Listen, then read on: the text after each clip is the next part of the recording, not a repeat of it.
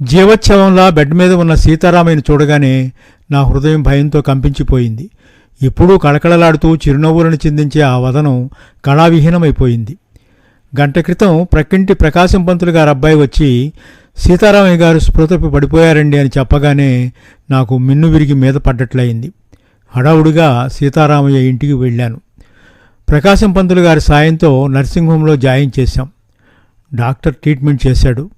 స్పృహ రావడానికి ఇంకో పావుగంట పట్టవచ్చు అన్నాడు. మరేం ప్రమాదం లేదు కదా డాక్టర్ భయపడుతూ అడిగాను.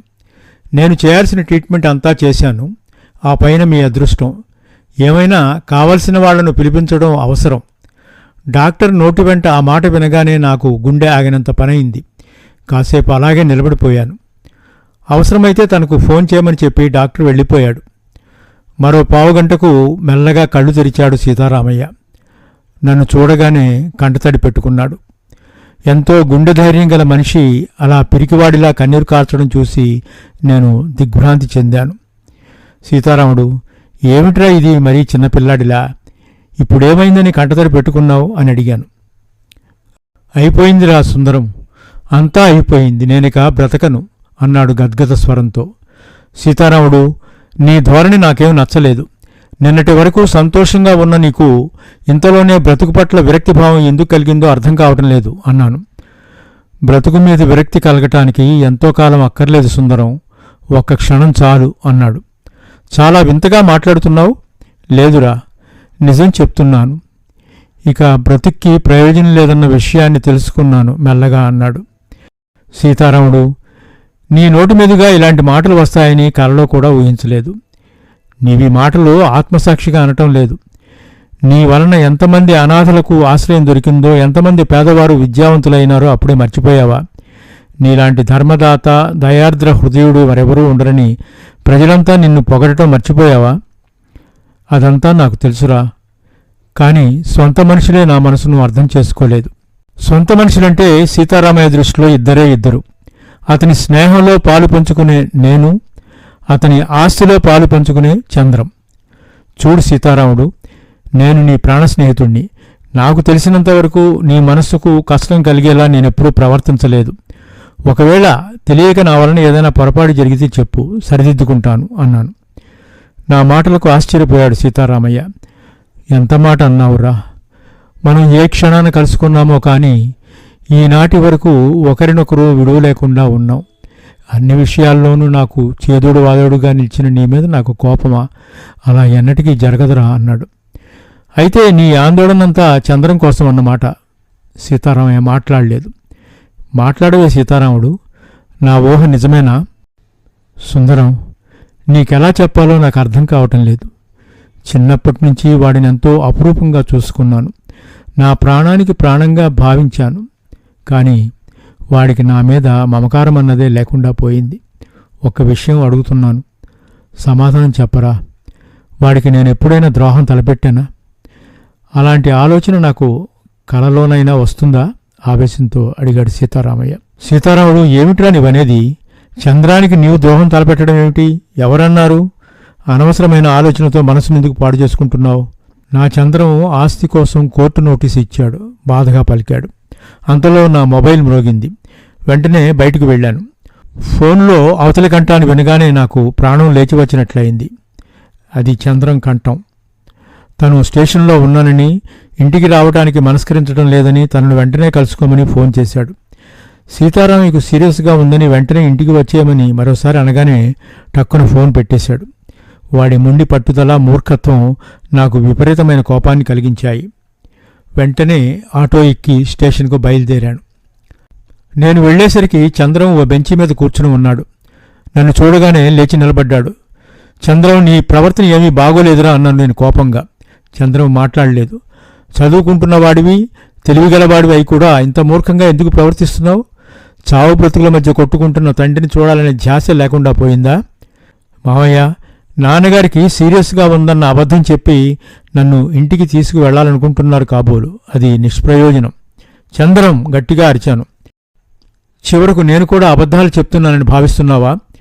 పగవాడికి కూడా అపకారం చేయని సీతారామయ్య చావు బ్రతుకుల మధ్య నలిగిపోతున్నాడన్న నిజం చెప్పడం నీకు అబద్ధంగా కనిపిస్తుందా? నా మాట నమ్ము. మీ నాన్నగారికి నిజంగానే సీరియస్గా ఉందిరా అన్నాను. చంద్రం ముఖంలో మార్పు వచ్చింది, కానీ అడుగు ముందుకు వేయలేదు. అలానే బెంచి మీద కూర్చుండిపోయాడు. చంద్రం, ఆలస్యం చేయకు, ఇంటికి వెళదాం పద అన్నాను. క్షమించండి మావయ్య, ఆ ఇంటి గడప తొక్కనని ప్రమాణం చేశాను. ఇప్పుడు ఆత్మవంచన చేసుకోలేను, తలదించుకునే సమాధానం చెప్పాడు. చంద్రం, సీతారామయ్య లాంటి పుణ్యమూర్తిని నీవెందుకు అపార్థం చేసుకుంటున్నావో, ఎందుకు ద్వేషిస్తున్నావో నాకు అర్థం కావటం లేదు. నీకు ప్రాణ స్నేహితుడు కాబట్టి నీకు ఆయన పుణ్యమూర్తిగానే కనిపించవచ్చు. ఆయన చేసే ప్రతి పని మంచిదిగానే కనిపించవచ్చు. కానీ ఆ మంచి వెనుక స్వార్థం దాగుందన్న నిజం నీకు తెలీదు. చంద్రం, ఏమిట్రా నీవనేది? మావయ్య, ఒకప్పుడు నీలానే నేను కూడా నాన్నగారిని అభిమానించాను, ఆరాధించాను, ఎంతో ఉన్నత వ్యక్తిగా భావించాను. కానీ ఆయన గురించి బయటపడిన నిజాలు నా మనసును దహించి వేస్తున్నాయి. అలాంటివాడు తండ్రిని చెప్పుకోవడానికే సిగ్గుపడుతున్నాను. చంద్రం కోపావేశాలతో అరిచాను. ఆ మాట అనడానికి నీకు నోరెలా వచ్చిందిరా?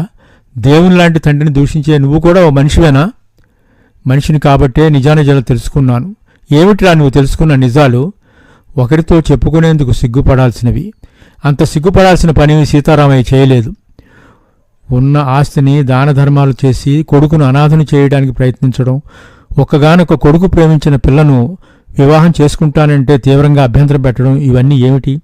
పైకి అమృత హృదయునులా కనిపిస్తున్న దానవుడు ఓ ఆడదాని వ్యామోహంలో పడి మా తల్లిని చేతులారా చంపిన హంతకుడు ఆవేశంగా అన్నాడు.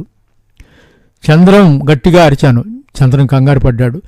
సీతారాముణ్ణి నిన్ను విడతీయడానికి ఎవరో కుట్ర చేస్తున్నారు. ప్రాణానికంటే మిన్నగా ప్రేమించిన భార్యను చంపేటంత దుర్మార్గుడా మా సీతారాముడు? నాయనా చంద్రం, ఈ కట్టుకథలు విని మోసపోవద్దు. అవతల అతని పరిస్థితి బాగోలేదు, వెళదాంరా అంటూ చేయి పుచ్చుకుని లేవదీశాను. మామయ్య, కట్టుకథలని మీరు త్రోసిపుచ్చినంత మాత్రాన నిజాలు అబద్ధాలు కావు. నా తల్లి మీద ఎనలేని ప్రేమే ఉంటే తిండికి గతిలేని ఓ విధవను చేరదీయాల్సిన అవసరం ఆయనకేమొచ్చింది? ఆ మాటలు వినగానే నేను కొయ్యబారిపోయాను. నేను అనుకున్నంతా అయింది. భూషణం చంద్రం మనస్సు పాడు చేశాడు. భూషణం అంటే ఆ ఊరి చైర్మన్. అతడు చైర్మన్ కావటానికి వెనుక చాలా గాథ ఉంది. చైర్మన్ కాకముందు అతను కూడా సీతారాములాగానే కాంట్రాక్టులు చేస్తుండేవాడు. సీతారాముడికి కీర్తి ప్రతిష్టలు మిన్నుముట్టడంతో అతనికి కన్ను కుట్టింది. దూరదేశాలకు వెళ్ళి పలుకుబడిని సంపాదించి తద్వారా పెద్ద పెద్ద కాంట్రాక్టులను చేపట్టి కొన్ని సంవత్సరాల అనంతరం ఆ ఊరికే చేరుకున్నాడు భూషణం. తను సంపాదించిన డబ్బును ఉపయోగించుకుని చైర్మన్ పదవిని కొనుక్కున్నాడు. అతని కూతురు కూడా వాల్తేరులోనే చదువుతుంది. చంద్రం ఆ అమ్మాయిని ప్రేమించాడన్న విషయం సీతారాముడి ద్వారానే నాకు తెలిసింది. చంద్రం, ఇవన్నీ ఆ భూషణమే నీకు చెప్పాడు కదూ అన్నాను. ఎవరు చెప్పినా నిజం నిజమే మామయ్య అన్నాడు చంద్రం. ఏమిట్రా నిజం? ఆ భూషణం చెప్పిన మాటలన్నీ అబద్ధాలు. నా మాట నమ్ము అన్నాను. అయితే నా తండ్రి ఓ విధవను చారదీసిన విషయం కూడా అబద్ధమేనా? సూటిగా ప్రశ్నించాడు. నేను క్షణం పాటు మాట్లాడలేకపోయాను. ఆ ప్రశ్నకు నువ్వు సమాధానం చెప్పలేవు మావయ్య. నేను భూషణం గారి అమ్మాయిని ప్రేమించాననేగా మీరంతా ఆయన మీద అభాండాలు వేస్తున్నారు. ఎవరి మీద అభాండాలు వేస్తున్నారో తెలుసుకునే క్షణం వచ్చింది. ఈ క్షణం రానియవద్దని సీతారాముడు నా దగ్గర మాట తీసుకున్నాడు. ఎంతో కాలం నుంచి ఈ రహస్యాన్ని నా గుండెల్లోనే దాచుకున్నాను. కానీ ఇప్పుడు చెప్పక తప్పడం లేదు. సీతారాముడు ఓ విధవను చారదీశాడన్నావు. ఆ మాట నిజమే. కానీ ఆమె ఎవరో భూషణానికి ఈ క్షణం వరకు తెలీదు. ఆ విషయమే తెలిస్తే గుండె పగిలి చస్తాడు. మామయ్య, నువ్వు చెప్పేదేమిటో నాకు అర్థం కావటం లేదు ఆశ్చర్యంగా అన్నాడు. చెప్తాను చంద్రం, చెప్తాను. నీకు అర్థమయ్యేలా చెప్తాను. భూషణం చైర్మన్ కాకముందు కాంట్రాక్టులు చేసేవాడన్న విషయం నీకు తెలిసినా సీతారాముడి పట్ల అసూయ ద్వేషాన్ని పెంచుకున్నాడన్న విషయం నీకు తెలీదు. భూషణం దగ్గరే పనిచేసేవాడు నాగయ్య అనే మేస్త్రి. అతను హఠాత్తుగా అక్కడ పని మానేసి సీతారాముడి ముఠాలో చేరేసరికి భూషణం ఉగ్రుడైపోయాడు. నాగయ్య అలా చేయడానికి కూడా కారణం లేకపోలేదు. అతని భార్య కూడా కూలి పని చేసేది. భూషణం కన్ను ఆమె మీద పడింది. ఓసారి ఆమెను బలవంతం చేయబోయి విఫలుడయ్యాడు. నాగయ్య సౌమ్యుడు కాబట్టి భూషణం ప్రాణాలతో బ్రతికాడు. సీతారాముడి పనిలో ఉంటున్న నాగయ్య అకస్మాత్తుగా ప్రమాదానికి గురై మేడ మీద నుంచి క్రిందపడి మరణించాడు. అతని మరణంతో భార్య ఏకాకి అయింది. ఆమె అందమే ఆమెకి శత్రువై రక్షణ లేకుండా పోయింది. ఆ పరిస్థితుల్లో సీతారాముడు ఓ శ్రేయోభిలాషిలా ఆమెను ఆదుకున్నాడు. తమ ఇంట్లో నౌకరీ ఇప్పించి ఓ చిన్న ఇల్లును కూడా ఏర్పాటు చేశాడు. కానీ ఆమె ఆ ఇంట్లో ఎక్కువ కాలం జీవించలేకపోయింది. ఓ మగబిడ్డను ప్రసవించి మరణించింది. సీతారాముడి మనసులోనే అతని భార్య మనసు కూడా ఎంతో సున్నితం. అందంగా బొద్దుగా ఉన్న కుర్రాన్ని దంపతులిద్దరూ వదులుకోలేకపోయారు. తమకు పిల్లలు లేని లోటు ఆ రకంగా తీరిందని భావించి దత్తు చేసుకున్నారు. మరి ఆ కుర్రాడు ఎక్కడున్నాడు ఆత్రంగా అడిగాడు చంద్రం. ఇక్కడే ఉన్నాడు మెల్లగా అన్నాను. దాంతో చంద్రం మరింత కంగారు పడిపోయాడు. ఇందాకటి నుంచి విధవ అన్నావుగా, ఆ విధవకు పుట్టిన బిడ్డ నీవే. నీ తండ్రి సీతారాముడు కాదు, ప్రమాదంలో మరణించిన నాగయ్య. నువ్వు సీతారాముడి దత్తపుత్రుడివి. మామయ్య గట్టిగా అరిచాడు చంద్రం. వాడి ముఖంలో ఆశ్చర్యం దుఃఖం చోటు చేసుకున్నాయి. నువ్వు చెప్పేదంత నిజమేనా మామయ్య? వణుకుతున్న కంఠంతో అడిగాడు. నాయనా చంద్రం, భూషణ్ చెప్పిన మాటలు విని మనసును పాడు చేసుకున్న నీకు నా మాటలు కట్టుకథలుగా అనిపించవచ్చు. కానీ నేను నా సీతారాముడికి ఇచ్చిన మాటను కూడా నిర్లక్ష్యపరిచి నిజాన్ని నీకు చెప్పాను. మనిషికి కీర్తి ప్రతిష్టలు రావడం సులభం కాదు. కీర్తి జ్వాల లాంటిది. ఆ జ్వాల ప్రకాశించడానికి ముందు అబద్ధాలు, అభియోగాలు, ఆరోపణలు, అపనిందలు పొగలా చుట్టుముడతాయి. బహిర్గతమైన ఆ పొగను చూసి దాని వెనుకనున్న జ్వాల యొక్క ఉనికిని మర్చిపోగలమా చెప్పు? ఆలస్యం చేయడానికి ఇది సమయం కాదు. సీతారాముడికి ఎలా ఉందో త్వరగా వెళ్దాం రా అంటూ ముందుకు నడిపించుకు వెళ్ళాను. 4 అడుగులు వేశాక, మావయ్య నన్ను క్షమించండి. కన్నతండ్రి కంటే మిన్నగా ప్రేమించి పెద్ద చేసిన ఆ పుణ్యమూర్తిని బాధ పెట్టాను. ఆస్తి కోసం ఆయనకు కోర్టు నోటీసు పంపించి ఆయన మనసును క్షోభపెట్టి నేను క్షమించరాని నేరం చేశాను. నా ముఖాన్ని వారికి చూపించలేనంటూ వెక్కి ఏడ్చాడు చంద్రం. పిచ్చివాడ, తప్పులు చేయడం మానవ సహజం. తన కొడుకు చేసిన తప్పును క్షమించలేనంత కర్కశ హృదయుడు కాదు మా సీతారాముడు. నీకోసం 1000 కళతో ఎదురుచూస్తుంటాడు. వెళ్దాం పద అంటూ చంద్రాన్ని స్టేషన్ బయటకు తీసుకొచ్చి మెల్లగా రోడ్డు మీద అడుగులు వేశాం.